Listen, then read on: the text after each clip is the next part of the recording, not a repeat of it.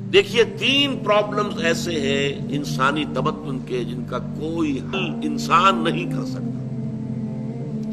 سب سے پہلا مسئلہ اور سب سے پرانا مسئلہ، ابدی مسئلہ ہمیشہ سے ہے جب سے انسان ہے، عورت اور مرد کے حقوق و اختیارات میں کیا تقسیم ہونی چاہیے۔ آپ کو معلوم ہے افراط و تفریط، یا تو عورت کو ملکیت بنا دیا گیا، جیسے بھیڑ بکری جو ہے آپ کے کھوٹے سے باندھ رکھی ہے، ایسے ایک عورت بھی باندھی ہوئی ہے، وہ آپ کی ملکیت ہے، اس کے کوئی حقوق نہیں ہے، اس کا کوئی لیگل سٹیٹس نہیں، اس کا کوئی تشخص نہیں، کوئی ہے ہی نہیں۔ یا وہ انتہا ہوگی اور یا وہ انتہا ہے جو آج آ گئی ہے، بالکل مرد کے شانہ بشانہ، ساری تخلیقی مصلحتوں کو چھوڑا، ساری جو بھی انسان کی جو انیٹومیکل جو بھی ڈفرنسز ہیں ان کو چھوڑا، جو سائیکولوجیکل فرق ہے ان کی تخلیق میں، اس کو ایک جیسے برابر، نہیں، قطعاً نہیں۔ ان دونوں کے درمیان کیا توازن؟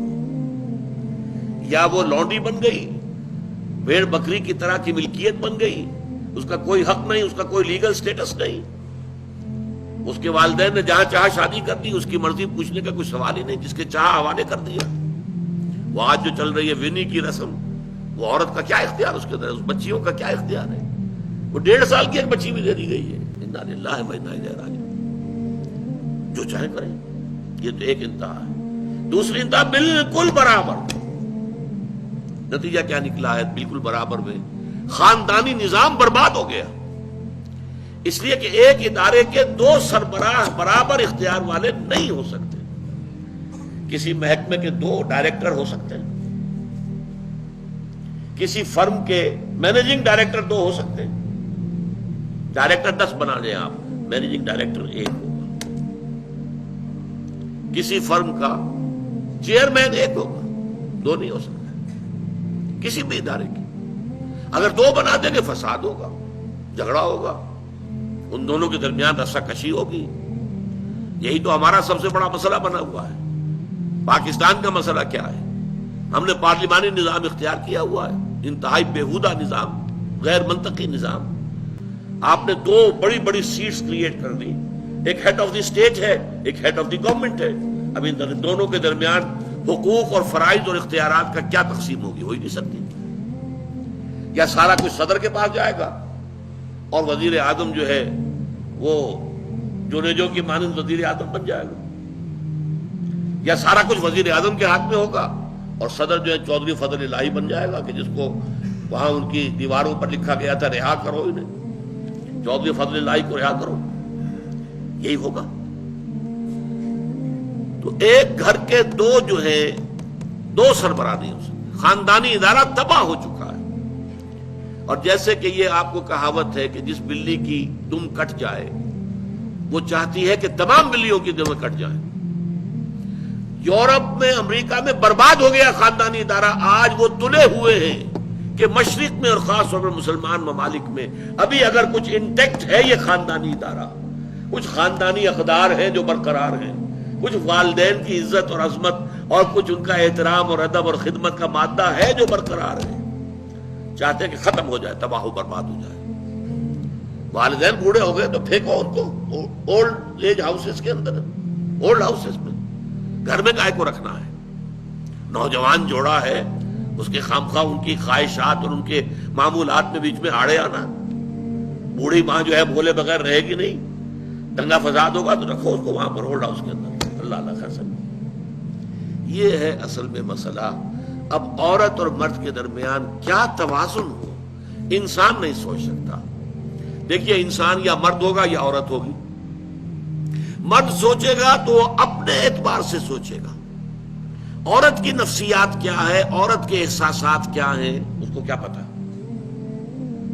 عورت سوچے گی تو اپنے اعتبار سے سوچے گی، مرد کے احساسات کیا ہوتے ہیں، مرد کی نفسیات کیا ہوتی ہیں، اسے کیا پتا۔ لہذا یا ادھر کا ہوگا یا ادھر کا معاملہ ہوگا۔ ایک ہی ذات دے سکتی ہے آپ کو نظام، جو مرد کی بھی خالق ہے، عورت کی بھی خالق ہے، اسی نے بنایا دونوں کو، اور دونوں ہی اس کے لیے اولاد کے مانند ہیں۔ یہ حدیث نبوی کا ترجمہ کر کے بتا رہا ہوں آپ کو۔ حضور نے فرمایا الخلق عیال اللہ، یہ خلق جو ہے مخلوق ہے، یہ اللہ کے کنبے کے مانند ہے۔ تو مرد بھی اللہ کے اس کنبے میں شامل ہے، عورتیں بھی شامل ہے. اس نے نظام دیا، شادی بیاہ کے یہ قوانین ہونے چاہیے، طلاق وغیرہ کا یہ مسئلہ ہونا چاہیے. یہ سارا ضابطہ جو دیا ہے وہ اس لیے دیا ہے کہ یہ انسان اپنے ذہن سے نہیں سوچ سکتا. آج تباہی آ گئی ہے مغرب کے اندر، شادی کرنا ہی نہیں چاہتے. We are living together. شادی کریں گے تو نتیجہ پتہ ہے کیا نکلتا ہے؟ آپ نے اپنی بیوی کو طلاق دی، سب سے پہلے تو یہ کہ آدھی پوری آپ کی جو ملکیت ہے اس کا آدھا حصہ دے دیجیے اسے. نمبر 2، گھر اگر آپ کا اپنا ہے تو اس میں بیوی رہے گی، آپ نکل جائیے یہاں سے. کوئی مرد اس کو قبول کرنے کو تیار نہیں تو وہ شادی کرتا ہی نہیں. اور عورت کی ضرورت ہے، لہذا عورت بغیر شادی کیے بھی اس کے ساتھ رہتی ہے، بچے پیدا کرتی ہے. بٹ وداؤٹ میرج جو بچے پیدا ہو رہے ہیں حرامی بچے. تو پچھلے سال صدر کلنٹن نے کیا کہا تھا؟ اس کا جو اپنا خطاب تھا نیو ایئرز ڈے کا، وہ خطاب کیا تھا؟ ان قریب ہماری قوم، امریکن قوم کی اکثریت حرام زادوں پر مشتمل ہوگی. یہ حرام زادہ ترجمہ کیا ہے میں نے، بورن وداؤٹ ویڈ لاک، شادی کے بندھن کے بغیر پیدا ہونے والے. انہیں کو ہم حرامی کہتے ہیں، حرام زادے کہتے ہیں، اور کس کو کہتے ہیں؟ اچھا، دوسرا مسئلہ، پہلا مسئلہ تو یہی ہے، پرانا بہت ہے، قدیم ہے. دوسرا مسئلہ، ایک ریاست ہے، ایک نظام ہے، اس کے کچھ اختیارات اور حقوق ہونے چاہیے. ایک عوام ہے، ان کے کچھ اختیارات ہونے چاہیے. عوام چاہیں گے زیادہ سے زیادہ آزادی ہمیں ملے، ریاست چاہے گی زیادہ سے زیادہ اختیار ہمارے ہاتھ میں ہو. اب جو کچھ ہو رہا ہے ترمیمات کے ضمن میں کیا ہو رہا ہے؟ ایک طرف جو ہے مشرف صاحب چاہتے ہیں زیادہ سے زیادہ اور طویل سے طویل میرا دور اقتدار ہو اور اختیارات جو ہے میرے ہاتھ میں آ جائے، گھنٹہ گھر بن جاؤں میں فیصلہ بات کروں. ساری کوشش ان کی ہے. اور یہ ARD وغیرہ کیا کر رہی ہے کہ نہیں، حقوق عوام کے ہاتھ میں آنے چاہیے.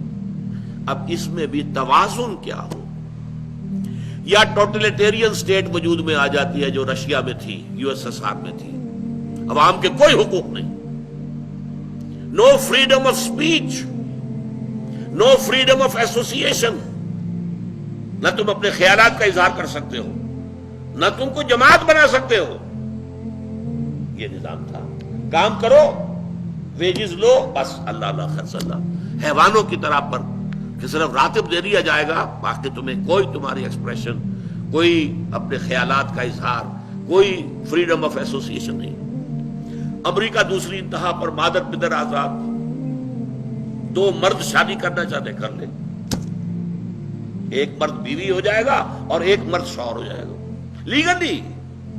لیگلی قانون کے نزدیک ریکگنائزڈ ہوگا. ایک آزادی کی وہ انتہا ہے. گیز، ہومو سیکشولز، وہ وہاں جلوس نکالتے ہیں، بڑے ٹھاٹ سے نعرے لگاتے ہوئے گزرتے ہیں. وہ ہنستے ہیں، ہم لوگوں پر ہنستے ہیں کہ پاگل ہو گئی ہے جو اس کو ہومو سیکشولیٹی کو بری شے سمجھتے ہیں.